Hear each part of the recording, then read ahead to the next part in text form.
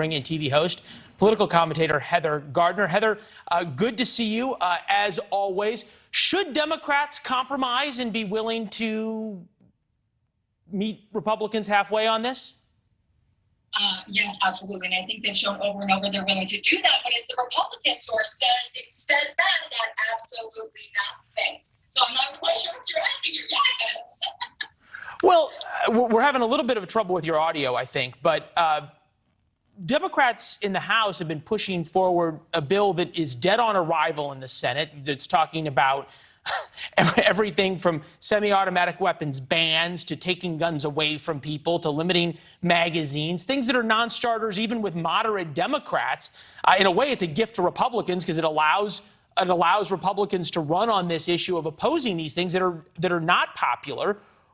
Why insist on these sort of very, very draconian methods when there is a middle ground? Why insist on this? Because I think we're talking about this as a political race. Excuse me, I think you're talking about this as a political race, as if 19 children just didn't die or murdered in their classrooms. I mean, the fact that people are getting slaughtered and just going to the grocery store, the fact that we had countless mass shootings just this weekend. I mean, and you're talking about this like it's a negotiation, like it's they can just run against this and all these things. Like, these are people's lives that were cut short. When there are people on both sides of the spectrum here who think that there's a better way. I spent days in Uvalde. I spent time with the victims' families. Obviously, we know that it is a tragedy. It was a murder.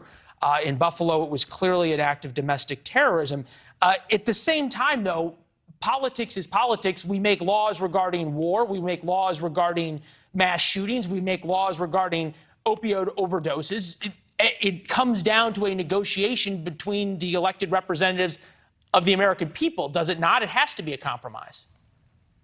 Of course it has to be a compromise. And again, I'll say what I just said. I think that the Democrats have shown that they are willing to do anything. But no, Heather, they haven't. You've got Nancy Pelosi pushing through a bill that even her moderate Democrats in the caucus won't vote for, and they're doing it to try to force Republicans into a vote. The Texas congressman I talked to said there's been zero effort to reach across the table and to put forth something like what we saw in Florida with Rick Scott. Oh, yeah, and at the same time, you're mocking the White House's efforts to try something different, which was to bring a massive Hollywood celebrity. And you spent the first half of this segment doing just that. I mean, I don't know. I think the American politicians should do more. I guess the question would be at the time, why isn't the real president at the White House podium? Why is he not up on Capitol Hill? Why give up the power of persuasion? I'm not sure what you're asking. Why didn't he run for president? I would get against that. Why does the Biden administration not view President Biden himself as the best spokesperson, as the best negotiator, as the best motivator, as the best persuader for his own agenda? Why give it to a surrogate? Well, I don't think they're handing over the reins of the presidency. I think this is one isolated incident. But let me just say this. Like, when a politician speaks on these issues, it comes across hollow.